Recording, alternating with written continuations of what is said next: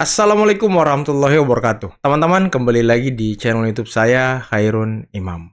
Nah, ini ada beberapa video yang akan kita simak bersama-sama terkait dengan seorang profesor yang sepertinya sudah lapuk, yang pemikirannya sudah menurun, daya ingatnya juga mungkin sudah mulai berkurang, serta banyak sekali status-status sosial yang diberikan oleh masyarakat kepada profesor ini, teman-teman. Dan hobi profesor ini sekarang itu memaki-maki Presiden Jokowi beserta keluarganya, berusaha untuk menurunkan dan menggulingkan Presiden Jokowi. Mungkin seperti yang dilakukan oleh orang tua ini 20 tahun yang lalu ya kepada Soeharto dan juga kepada Gus Dur, teman-teman. Dan juga almarhum Gus Dur pernah memberikan sebuah gelar yang sangat yang sangat keren kepada profesor ini. Ya, dia dianggap sebagai penipu dan pembohong, teman-teman. Oke, sebelum kita masuk ke videonya, jangan lupa like, subscribe, dan share. Dan tanpa perlu berlama-lama lagi, mari kita simak videonya berikut ini. Ketua MPR, Profesor Dr. Amin Rais adalah penipu. Wow, keras. Penipu, teman-teman ya. Wow. Ini ke 52 kalinya saya bicara. Di muka umum tak tunggu nih. Bener gak ini? Yang menentukan benar tidaknya pengadilan. Saya tunggu, berani tidak membawa saya ke pengadilan? Sampai hari ini tidak berani. Mengapa saya berani mengatakan demikian? Dua bulan sebelum saya dipilih menjadi presiden, Amin Rais ditemani oleh Fuad Bawazir dan Al-Hilal Hamdi naik helikopter ke pesantren Buntet Astana Japura di Cirebon. Di sana berkumpul 60 orang kiai besar-besar didatangkan oleh Amin Rais,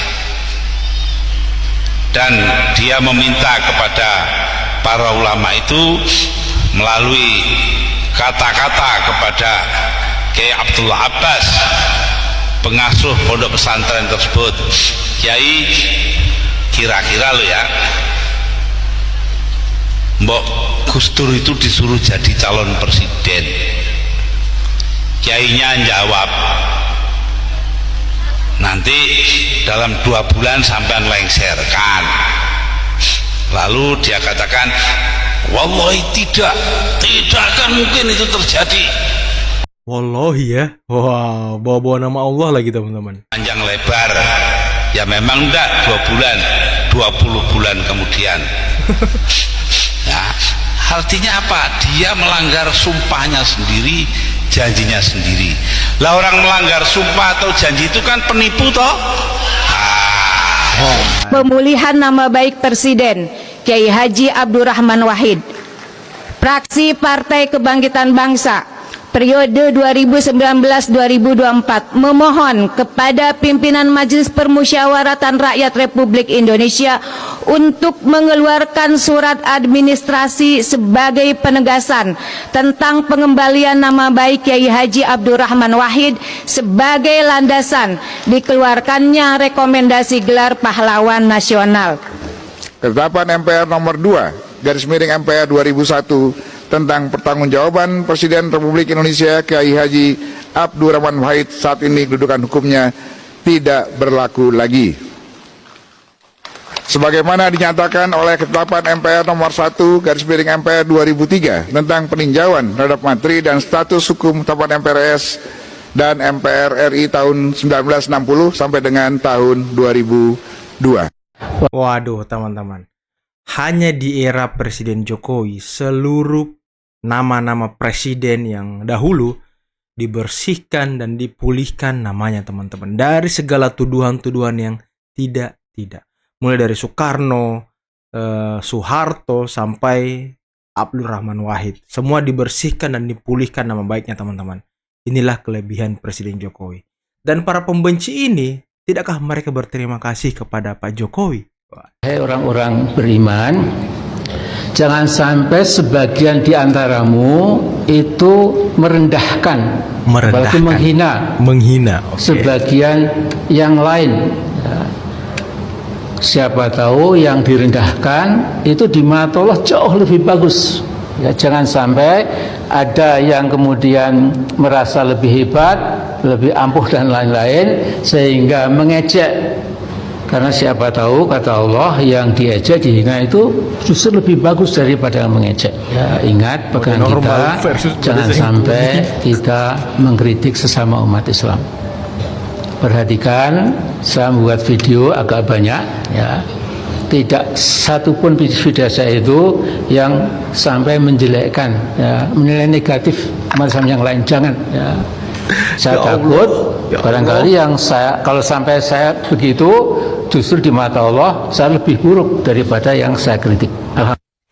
Ya Allah. Alhamdulillah saya tidak melakukan hal itu. Insya Allah sampai. Mulyono alias Jokowi adalah manusia toksik, manusia beracun, telah meracuni sebagian anak bangsa. Si Jokowi ini itu lebih ganas, lebih gawat, lebih serem, lebih dajjal, lebih evil, lebih syaitoniah daripada yang lalu-lalu, ya.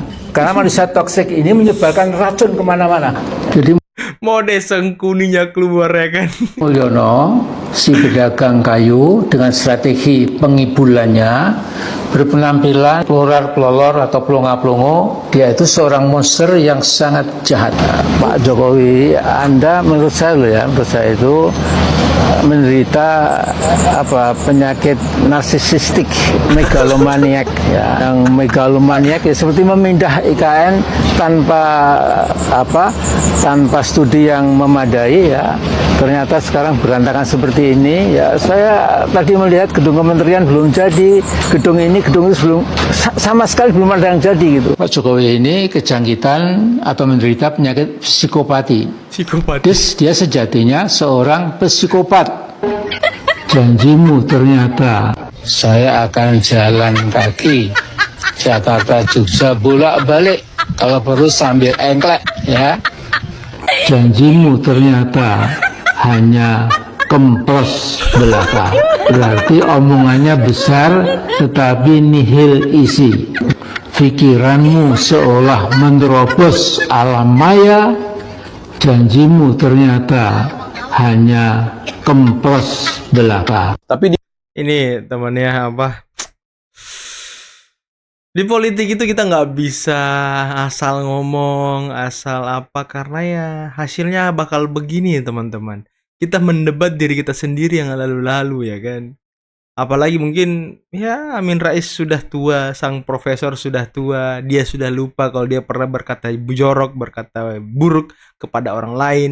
Tapi di sisi lain ketika dia berceramah, dia menyampaikan hal-hal baik dan mengakui dirinya tidak pernah ngata-ngatain orang, tidak pernah menilai buruk orang. Waduh, ini kan kalau kata siapa tadi, almarhum Gus Dur, penipu. Aduh. Fokus ini saya ingin memfokuskan pada konteks profesor tua, ya, bagaimana mengguncangkan dunia sosial media yang boleh saya katakan sangat ironis. Mengapa? Karena bagaimana seorang profesor kehilangan, ya, habit, kehilangan kultur budaya membangun opini yang tentu kita tahu dalam pengalaman riset by riset bukanlah sebuah proses yang gampang, ya. Pengalaman saya dididik baik di Gajah Mada maupun di Universitas Negeri di UNEM, ya, di beberapa perguruan-perguruan tinggi di Indonesia. Maka kita melihat di situ bahwa sebuah perjalanan untuk menghadirkan sebuah riset question, ya, satu pertanyaan penting saja, pertanyaan penelitian itu memakan waktu yang berbulan-bulan dan bertahun-tahun. Ini bukan persoalan kepakaran seseorang, bahwa memang ada prinsip kehati-hatian dalam konteks membangun tesis, ya. Tetapi kita lihat belakangan ini para profesor-profesor intelektual tua, ya, begitu gampang atau menggampangkan, menyederhanakan proses untuk mengajukan sebuah pertanyaan, ya. Bahkan pengajuan data-data tidak dibasiskan pada sebuah pengalaman empiris yang tidak bisa dicek, di-recheck kembali. Dan ini menjadi sebuah undangan bagi kita semua untuk memanggil, ya, anak-anak muda, memanggil pemikiran-pemikiran muda untuk mengguncangkan sosial media sehingga ada sebuah dampak konstruktif bagaimana kita mempersembahkan yang terbaik bagi bangsa negara. Karena ketika para profesor-profesor sains tua itu mengguncang sosial media dengan pendekatan yang omon-omon, pendekatan-pendekatan yang jauh dari basis faktualnya, maka ini adalah sebuah bencana bagi kita. Sehingga saya katakan bahwa ada bahaya besar, darurat keprofesoran yang mindsetnya sudah lapuk, sudah usang, dan menurut saya sudah harus digantikan. Nah, karena itu insan-insan, intelektual muda, profesor-profesor yang masih agak sedikit ragu-ragu membawa masuk kakinya ke dalam ruang media sosial, saya kira disinilah kita mengamplify semua persoalan-persoalan yang kita coba ajukan. Ya, jangan-jangan juga apa yang kita yakini selama ini salah, dan kita juga termasuk sebagai insan yang tadi dikatakan tua dari sisi intelektual karena tidak membasiskan diri pada hal-hal yang sifatnya faktual. Siapapun tidak lepas dari ketuaan secara intelektual, ya. Miliki filsafat yang segar, milikilah filsafat yang tidak lapuk. Silakan kunjungi kembali di Bukan Ahli Filsafat. Di ruang ini saya ingin mengingatkan kepada kita untuk membangun diskursus. Silakan teman-teman menghadirkan komentar-komentar yang baik, ya. Komentar-komentar yang bisa menstimulus adanya sebuah letupan gagasan-gagasan yang jauh lebih baik dari apa yang saya pikirkan dan yang saya rasakan. Teman-temanlah yang paling berpeluang untuk mengangkat derajat gagasan-gagasan ini ke tempat yang paling layak untuk dikonsumsi oleh publik, bukan partai politik. Keren banget ya, bukan partai politik. Selamat siang rekan-rekan. Siang Pak Kita Yas lanjut Subiakto. mengisi waktu sampai 20 Oktober di mana rencana serah terima Pak Jokowi dan Pak Prabowo dilakukan. Semoga tidak ada halangan, lancar-lancar semuanya gitu. Di celah waktu itu kita harus tetap merespon celotehan-celotehan kotor yang bersumber dari orang-orang itu saja. Kita tahu mereka itu ya tidak pernah berganti dari 2014. Ada tambahan sedikit-sedikit lah. Ada Refli Harun dan beberapa rekan mereka yang tipikalnya sama itu. Nah, kita tidak perlu risau dan tidak perlu mengobati mereka agar sembuh karena itu sudah akut. Jadi kita cuma menjaga spill atau limpahan-limpahan keburukan itu tidak boleh diselap mentah-mentah oleh anak-anak kita yang sudah saya sampaikan beberapa kali, sehingga ke depannya nanti negara ini tidak diisi oleh otak-otak yang sejenis itu gitu. Karena ruang diskusi saya pikir harus dibuka karena negara ini juga negara demokrasi walaupun gayanya feodal juga gitu. Jadi partai demokrasi kan ada dua di Indonesia tuh, Demokrat dan PDIP. Tapi secara style mereka ya, feodal gitu. Kan kita tahu sendiri, jadi dinastinya jalan, sewenang-wenangnya juga jalan. PDIP kan baru nyemecat dia punya kader kemarin gara-gara mengkritik wakil ketua KPK. Tapi disanggah karena bukan persoalan itu. Ya silakan sajalah gitu. Nah, berlanjut kepada apa yang selalu kita fokus dan kita concern terhadap hal-hal itu. Yang kita harapkan nanti ke depan forum diskusi ini tidak liar gitu. Karena bagaimanapun itu diperlukan gitu. Cuma harus tertata, harus berdasarkan fakta, analisa atau apa sajalah yang isinya itu nanti bisa dipakai pemerintah atau siapa saja yang ada manfaatnya gitu, bukan karena kalah terus maki-makian yang dilontarkan. Karena kalah ya kan. Jadi ini apakah ini, tapi sudah dapat dipastikan mungkin ini dirawat, polarisasi ini kan terus dirawat, apalagi sejak kekalahan PDIP kemarin di Pilpres itu. Jadi polarisasinya makin dibesarkan gitu, sehingga ini menjadi gelombang-gelombang yang seolah-olah tidak bisa dihentikan. Ini sebenarnya buat negara ini itu tidak bagus gitu kan. Nah, harapan kita nanti Pak Prabowo, begitu Pak Prabowo memimpin, harus stylenya mungkin agak berubah sedikit lah gitu. Kita tidak menyalahkan Pak Jokowi karena memang begitulah stylenya orang Jawa dan khususnya Pak Jokowi memang. Dia tidak mau ribut berbenturan dengan orang-orang yang berceloteh yang tidak guna itu juga kalau ditanggapi. Karena negara ini begitu besar, ngurusinya juga begitu lebar. Sehingga kalau dia tertarik kepada pusaran-pusaran kebencian dan dia tanggapi, nanti dia akhirnya tidak bisa kerja. Ini sudah dibuktikan dengan begitu luar biasanya. Kalau Pak Jokowi tertarik kepada celotehan itu, kemarin bisa jalan di tempat kita.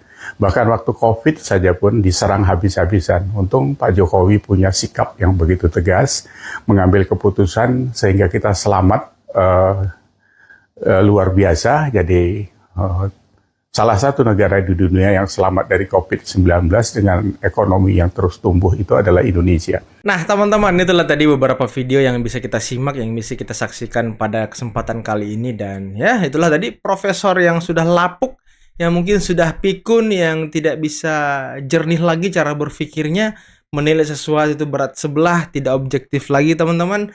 Dan kalau kata almarhum Gus Dur, ya penipu, teman-teman ya. Aduh, dan merusak nama almarhum Gus Dur juga ternyata dulunya. Ya inilah politik, teman-teman. Tokoh yang dulunya mungkin dihormati oleh segelintir orang, mungkin sekitar 10% sampai 15% manusia di Indonesia ya menghormati beliau 20 tahun lalu. Tapi sekarang, waduh, sepertinya marwah Anda sudah runtuh, sudah jatuh. Apalagi sejak Anda menyerang dan memaki-maki Presiden Joko Widodo beserta keluarganya tentunya, teman-teman ya. Anda tidak berhenti sampai detik ini, Anda masih terus berusaha untuk menggulingkan Pak Jokowi. Apapun yang Anda lakukan, apapun cara yang Anda tempuh gitu. Dan bisa kita lihat, people power, pemakzulan, dan yang terakhir Pak Jokowi sudah mau berhenti di tahun 2024. Anda mengatakan bahwa syukur-syukur kalau landing di 20 Oktober. Kalau tidak, waduh, ini kan sebuah sedikit ancaman kepada kepala negara, teman-teman. Dan juga katanya dia ingin menjebloskan Pak Jokowi beserta keluarganya ke penjara. Nggak kebalik gitu. Apa nggak Anda aja sang profesor yang masuk ke penjara? Gimana menurut teman-teman semua? Oke, mungkin cukup sekian dulu video kali ini. Jangan lupa like, subscribe, dan share videonya. Semoga sang profesor selalu sehat dan otaknya cepat kembali normal. Akhir kata, billahi taufiq wal hidayah. Wassalamualaikum warahmatullahi wabarakatuh. Bye-bye.